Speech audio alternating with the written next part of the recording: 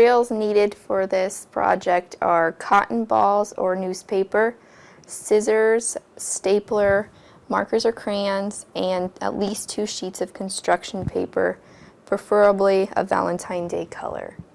The first step into making this decoration is to have 2 sheets of construction paper put together and fold them in half. This will allow that your Valentine's Day hearts are the same size. The next step is to make half of a heart starting at the fold, and you're just going to make half the heart. Make it pretty big to cover up the whole sheet. And then you'll cut those out and you'll have 2 hearts. The next step will be to decorate your hearts. Make sure you want to remember that you are going to staple them, so you only need to decorate one side of each heart. You can either use markers, crayons, glitter, paint, whatever you'd like.